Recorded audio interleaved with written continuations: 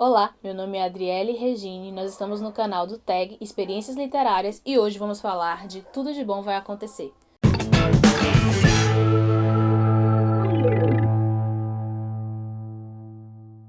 Então, eu sou cofundadora do projeto Lendo Mulheres Negras, junto com a Evelyn Sagramento, e fomos convidadas para compor o quadro de resenhista da TAG Experiências Literárias, no TAG Curadoria. Gostaria de agradecer a TAG por essa indicação e vamos lá falar sobre esse livro, Tudo de Bom Vai Acontecer, de C.F. Ata. O que é importante a gente saber de início é que vai ter muitos spoilers nesse vídeo. Então, se você ainda não leu esse livro, lê e corre aqui pra gente trocar uma ideia sobre ele, tá bom?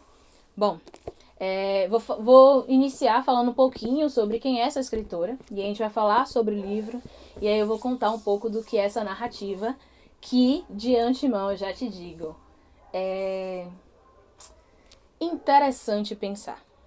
Bom, Sefi Ata é uma escritora nigeriana, ela nasceu em Lagos, mas estudou na Inglaterra e hoje mora nos Estados Unidos. Né? Quando ela começou a escrever esse livro, Tudo de Bom, foi em 1997, ela tinha acabado de ter filho, se mudou para os Estados Unidos, e aí ela entra numa oficina de escrita criativa e começa a escrever esse livro, mas ela sempre diz que ela não era a escritora da família, ela gostava de contar histórias. Ela se formou em administração, se especializou em contabilidade. Em 97, quando ela começou a escrever esse livro, ela ainda trabalhava com contabilidade. E o livro meio que aconteceu, mas ela disse que foi um livro de azar por muito tempo. Tudo que tinha que dar errado na publicação deu errado com esse livro. E em 2005, ela tem 41 anos quando ela lança o livro. E, enfim, é um livro que chama a gente a pensar em quantas Áfricas existe num continente africano, sabe? Porque, assim, às vezes a gente fala de África, a gente bota tudo na mesma caixinha. E a proposta de CEF é justamente mostrar que a África é um continente com várias peculiaridades, várias diversidades. Outra coisa importante da gente pensar e falar sobre a autora é que ela escreveu não só romances, mas como peças literárias, roteiro para TV e cinema, contos, livros infantis, porque ela acredita como ela mesma fala, ela acredita no poder e na importância desse ofício. Então ela se predispõe a estudar e a construir narrativas diversas, assim. Justamente com esse intuito de pensar a África de diversos outros modos, né? Para além do sofrimento, para além da dor. Ela diz que é importante todas as histórias serem contadas. Ela é uma mulher incrível, minha gente, pelo amor de Deus. E eu quero muito ler mais coisas dela a partir desse livro. Esse foi o primeiro livro que a gente leu chega no Brasil. Esse livro é o livro da Tag Curadoria do mês de setembro. Então ele é um livro indicado por Ayome Adebayo, que é uma escritora do livro Fique Comigo, que também foi o primeiro livro, foi lançado no Tag Inéditos em 2018. O primeiro livro dela que chega no Brasil, e que é uma escritora jovem, incrível também. E a narrativa dos dois livros, tanto Fique Comigo quanto Tudo de Bom Vai Acontecer, eles meio que se fundem, porque o Fique Comigo acontece na década de 80, o Tudo de Bom Vai Acontecer chega na década de 90 e tem toda essa correlação com a guerra, né? Uma guerra que acaba, uma guerra que não acaba com o fim da Guerra de Biafra. Ela se estende até hoje, estão completando 50 anos em 2020 e ainda assim há muitos resquícios, feridas e marcas dessa guerra nessa história da Nigéria. Na história da África, enfim, com tantos golpes, corrupção que aconteceram, e é retratado tanto no livro Fique Comigo, quanto nesse livro Tudo de Bom Vai Acontecer. Mas o que é retratado no Fique Comigo de uma pincelada, mas no Tudo de Bom Vai Acontecer é meio que tudo que acontece a partir de Enitan, que é a personagem principal, é permeado, alinhavado por conta da guerra, assim, até mesmo como ela pensa essa condição, né, a condição dela, a condição do povo dela, o que é que ela faz ou não faz por essa democracia, ou por essa política, ou por essa disputa social que acontece no país dela. Eu acho que o que mais cativa no livro é essa perspectiva, né? De pensar. A gente tem feito um exercício de ler mais escritoras africanas e pensar nesse movimento de África, né? Que tem as pessoas que nascem na África, estudam e morrem na África. Tem as pessoas que nascem na África, saem e voltam, saem e não voltam nunca mais, enfim. Tem gente que veio pra África. Veio não, né? Foi pra África pra, enfim, pensar, estudar, colonizar, enfim. E aí é um universo dentro de muitos outros.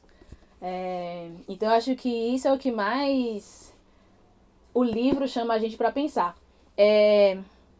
Ata nasce em 1964. Então, o livro começa em 1971 com Enitan, e ela que conta a história, ela é a personagem narradora da história. E ela inicia esse livro com 7 anos, então eu acho que meio que existe uma correlação. E ela fala especificamente dos golpes, da política, de corrupção, de guerra, partindo do viés e da análise das mulheres, assim, da subjetividade das mulheres. É um livro de mulheres. Apesar de ter figuras masculinas, enfim, todo um poder, toda uma relação de mulheres na África, mas é um livro de mulheres. As mulheres alinhavam toda a história. Enfim, em muitos aspectos. Mas aí a gente vai falar mais aprofundadamente quando eu vou começar a contar sobre o livro. Ele é dividido em 4 capítulos, é importante dizer, e os 4 capítulos são divididos através do ano dessa criança que se torna uma mulher, que é Enitan Tayo. Então ele inicia em 1971, ela tem 7 anos. E aí, nessa primeira parte, ela já apresenta os principais personagens que vão percorrer e definir a história do livro, né? Que é o Sunny Tayo, que é o pai dela. Isso é um apelido, né? Mas é bom a gente pensar que é um nome que vai mesmo construir a narrativa do livro. Mamãe Enitan, porque aí a gente já começa a pensar nessa condição dessa mulher, né? Que ela não tem nome, ela é Mamãe Enitan, porque é a mãe da Enitan. Ponto. Mas o nome dela é Arin no livro. E Sherry, que é a melhor amiga de Enitan, né? Enitan não tinha amigos, Enitan era uma criança de 7 anos, mas muito adulta, assim. Que ela começava a perceber as condições das mulheres dentro do seu país, a condição da sua família. Os pais brigavam muito já, desde já. Ela tinha perdido um irmão. Quando ela tinha 5 anos, o irmão tinha 3, ela perdeu de anemia falciforme. E aí tudo muda através da condição dessa família por conta disso, por conta desse filho. A mãe vai pra igreja, e aí o casamento vai por água abaixo. E Enitan quer fugir dessas brigas, então ela fica sempre distante de casa, sempre quer estar na escola, enfim. Quando ela completa 11 anos, já estava tudo definido para ir pro Royal College, que era o melhor colégio de Lagos. Um colégio interno só para meninas. Ela conhece Sherry. E Sherry é uma má companhia, de acordo com a mãe dela, assim. Ela é da família dos Bakari. E ela é uma péssima companhia porque ela é uma menina que não tinha mãe. Ela é criada pelas 2 madrastas. E aí tem a questão da poligamia, né? Que era uma coisa que pra Enitan era complexo, porque os pais dela viviam num relacionamento monogâmico. Era o que parecia. Já tô dando vários spoilers aqui. E é isso. E aí, Sherry era uma mulher negra, só que de pele clara, porque a mãe dela era estrangeira, branca. E aí ela disse que a mãe dela morreu também. E Enitan não entendia como ela falava da morte assim de uma forma tão banal, porque pra ela a perda do irmão foi um negócio muito cruel dentro da casa dela. E pra ela, minha mãe morreu, fui criada pela minha avó, ponto. E aí essa amizade se desenrola. Era uma amizade, digamos, secreta, né? Porque a mãe dela não queria ela com aquela menina, porque ela ia se perder, ela era uma menina má e tudo poderia acontecer com meninas más. E Enitan não era essa menina, né? Pra mãe dela. Então elas começam a ter essa amizade secreta. Quando a Enitan vai pra esse colégio só de meninas, elas continuam se escrevendo, e aí tem toda uma descoberta desse corpo. Sefiato tem uma coisa muito legal, que ao mesmo tempo que ela critica, que a Enitan critica isso no livro, ela faz isso. Que ela fala assim, eu não sabia, em uma parte do livro, ela fala assim, eu não sabia que tinha uma sociedade de escritores na Nigéria e artistas, e eu só via os livros de escritores e artistas fora da Nigéria, e era muito doido porque eles tinham que explicar as coisas da Nigéria. Quando eu leio um livro de uma pessoa branca, ela não precisa explicar nada, eu sei o que é neve, ponto. E na narrativa de Enitan no livro, ela explica os mínimos detalhes. Por exemplo, quando ela tá no colégio, ela explica sobre as questões identitárias, sobre como são os estereótipos, que mulheres de não sei aonde são boas pra isso, mulheres de não sei aonde são briguentas, enfim, ela explica esse estereótipo pra gente entender como é que ela pensa nesse percorrer, porque às vezes, muitas vezes a gente acha que tá na cabeça de Nitan e a gente não sabe o que ela vai fazer no próximo ato, assim, é muito doido de pensar essa literatura. E aí ela vai pra essa escola e aí começa todas as descobertas, isso já é 1975, né? Começa todas as descobertas, vai ter as férias de verão. Ela prefere ficar na escola do que ficar em casa, justamente por conta dessas brigas todas. Então, quando ela volta pra casa das férias, ela encontra Sherry. Sherry, como sempre, muito mais à frente do que ela, né? Elas resolvem encontrar um paquerinha de Enitan num parque. E aí acontece o marco principal da história, para além da guerra, né, que permeia tudo, que é o estupro de Sherry. E aí Sherry engravida desse estupro e ela enfia um cabide pra abortar esse bebê. E ela aborta esse bebê. Só que na Nigéria, essa condição dessa mulher, Sherry já não era bem vista, porque era uma menina sem mãe, criada por duas madrastas. E aí esses 3 meninos estupram ela. E aí tudo muda, assim, na concepção de Sherry. Enitan é mandada pra Inglaterra. Ela vive 9 anos na Inglaterra. Voltava nas férias, mas não conseguia encontrar Sherry. E aí, em algum tempo, ela começou a estudar advocacia na Inglaterra. Se formou e tudo mais. E em algum tempo, ela vê que Sherry era candidata a Miss Nigéria. E nisso, ela fica eufórica pra ver a amiga pela televisão. E ela diz, nossa, como ela ainda é muito bonita. Só que ela não passa nas eliminatórias pra Miss Universo. E aí passa, né? Aí Enitan resolve voltar pra casa, porque ela se forma, trabalha na Inglaterra, mas ela resolve voltar pra casa porque lá era muito frio. O pai dela tava insistindo muito pra ela ir trabalhar no escritório dele, então ela volta pra Nigéria. Ela se arrependeu no primeiro tempo, mas ainda assim ela volta, se alista no Serviço Nacional. E nesse meio tempo em que ela tá estudando na Inglaterra, os pais se separam, então ela volta pra morar com o pai. A mãe diz vários desaforos a ela, que ela escolheu o pai dela, enfim. Que ela que era a mãe dela, que ela ia saber quando ela descobrisse quem era o pai dela. Até então a gente não sabia de absolutamente nada que esse pai pudesse ter feito. Muito pelo contrário, ele sempre defendeu Enitan. Ela se alista no Serviço Nacional, porque ele pagava a ela muito pouco também. Enfim. E aí a mãe dela queria que ela casasse, ela não queria casar. Nesse Serviço Nacional encontra o namorado, e nesse Serviço Nacional ela reencontra a Sherry. Porque assim, na vida de Sherry, tudo tinha acontecido muito bruscamente, né? Ela não tinha mãe. Depois que acontece essa questão do estupro, o pai dela morre, o tio dela tira tudo da família dela. E isso Enitan não sabia. Tira tudo da família dela, então ela teve que se virar para sustentar as madrastas e todos os irmãos. E nessa, quando elas se reencontram, Enitan, que sempre foi muito sagaz, sempre muito questionadora, olha pra ele e fala assim, por que você não abre seu próprio buffet?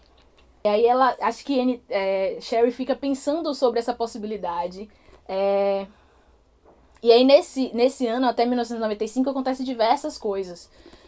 Dentre elas, o fato de Sherry se separar desse cara, de Enitan descobrir que o pai dela tinha um filho fora do casamento, um pouco mais velho do que o seu irmão.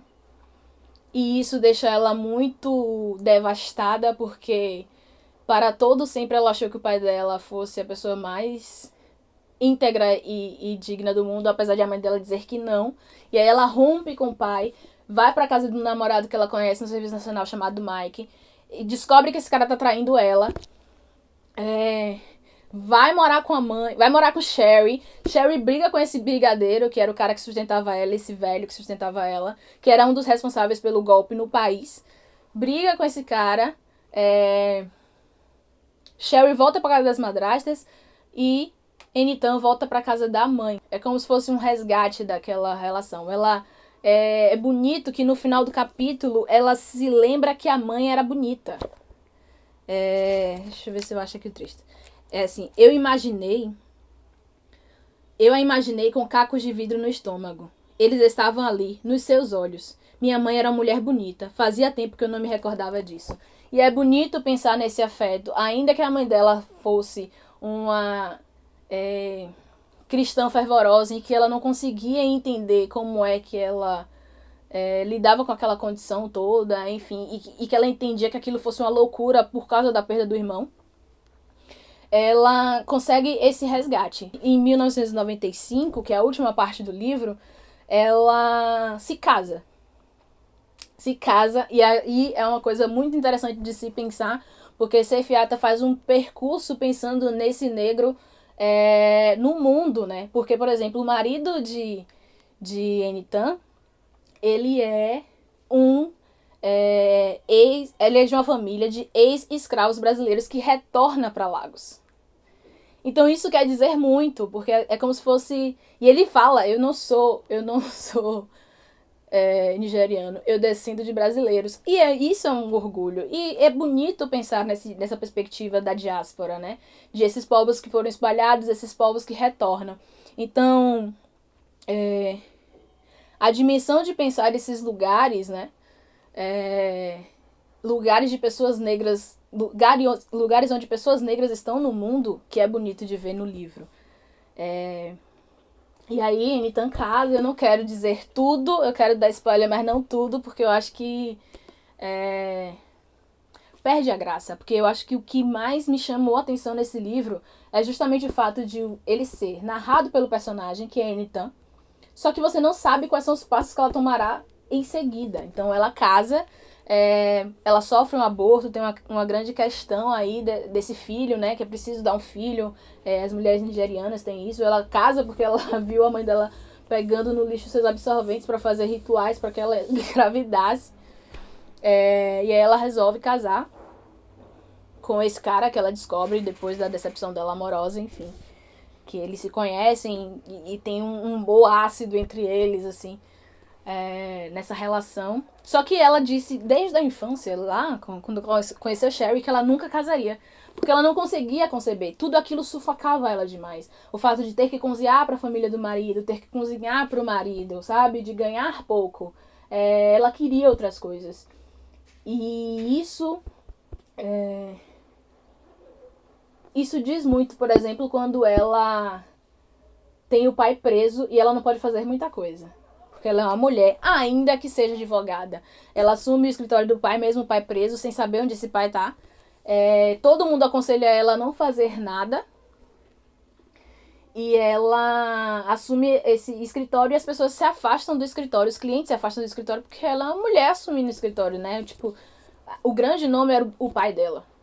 Nunca será ela nesse lugar. Então, é importante pensar todas essas coisas. É um livro que me fez pensar em muitas outras coisas, né?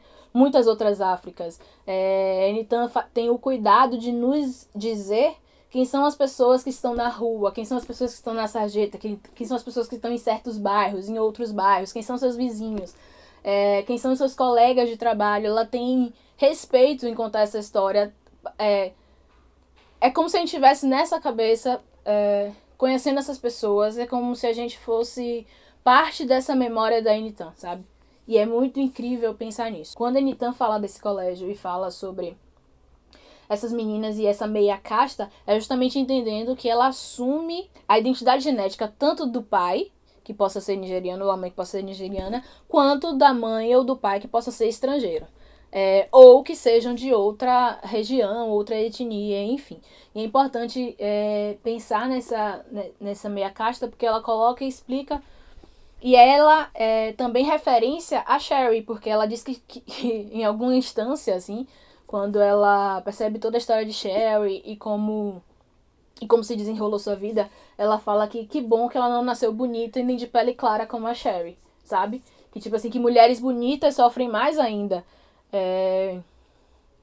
Mais ainda toda a opressão e toda essa correlação de danos que essa sociedade causa, né? E aí tem todo um discurso político que Seif Hatta tem o cuidado de fazer sobre esses golpes, sobre essa estrutura política, sobre o que as pessoas mais abastecidas ou privilegiadas fazem ou não fazem por essa sociedade, sabe? É uma escrita intensa e valiosa nesse aspecto, assim, de pensar essa política. Porque por muito tempo a gente sabe da história, das histórias dos países africanos numa perspectiva muito distante, assim. Então, tudo de bom vai acontecer nos possibilita pensar de dentro, assim. Quando Seif Hatta escolhe ser um personagem narrador, ela escolhe também essa postura, assume também essa postura política de fazer com que a gente pense pelos olhos de Enitan, que é uma mulher que nasceu na Nigéria, que é privilegiada por ser filha de um bom advogado, que vai estudar fora, mas que retorna, sabe? Ela não queria retornar, mas retorna por toda uma condição. E as possibilidades de luta que ela batalha e trava todo dia, ainda que seja, de certa forma, limitadas, né? Pelo que ela não conhece do próprio país. É incrível quando ela fala assim, mas o que eu vou lutar por esse país se eu não conheço, sei lá... se eu não conheço alguns lugares do meu próprio lugar de nascimento, sabe? É bonito pensar, mas eu acho que o que Enitan precisa mesmo, que é o que vem, e eu não vou dizer mais nada além disso, que é o que vem com a maternidade, é tomar coragem de assumir aquilo que ela acredita. E aí tudo muda. E aí é uma correlação, inclusive, com a escritora. Porque Seif Hatta começa a escrever quando ela tem a sua primeira filha. E em 1997 ela faz uma oficina de escrita criativa e nasce o primeiro romance. E hoje, aos 56 anos, ela é uma escritora de sucesso, sabe? Então, tem uma chave que vira. Ainda que muitas vezes essa maternidade não seja concluída ou que essa maternidade não seja desejada. Porque há essa possibilidade. Que às vezes é uma pressão que as mulheres sofrem de ter esse filho. Eu tô falando em Nigéria, no livro. De ter esse filho, de dar esse filho homem, sabe? E aí e fala sobre a poligamia, porque, tipo, beleza, tem que dar um filho homem. Não consegue dar um filho homem, o cara tem o direito de arranjar uma outra esposa, sabe? E de pensar todo esse ambiente familiar promovido através... Promovido não. Gerido por conta da figura do falo, sabe? Da figura desse homem. Que às vezes não supre metade do que a necessidade de uma mulher, sabe? Então, Seif faz a gente pensar em diversos arranjos familiares, em diversas condições dessas mulheres, sejam elas privilegiadas, sejam elas trabalhando no mercado, enfim. É um livro especial de se pensar. E eu queria encerrar falando especificamente sobre essa ilustração da capa. Essa ilustração da capa que é a coisa mais bonita, assim, de se pensar. Porque essa ilustração é de St. James, de 1992. E ela significa... Ela se chama Daughter. E ela significa a união das mulheres, né? Um corpo só com várias cabeças. Então, é a união dessas mulheres, né? Então, ainda que tenham diferenças e subjetividades e, enfim, tantas possibilidades outras, elas são unidas de alguma forma, né? Por uma força, por uma condição, enfim. Então, eu acho que essa capa é a capa escolhida a dedo para esse livro. E eu acho que é isso. Se você não leu ainda e gosta de spoilers, leia, porque eu acho que é uma leitura muito válida. E se você já leu, comenta aqui, dá o seu joinha, comenta aqui embaixo pra gente trocar essa ideia, tá bom? Então, beijos, até o próximo vídeo.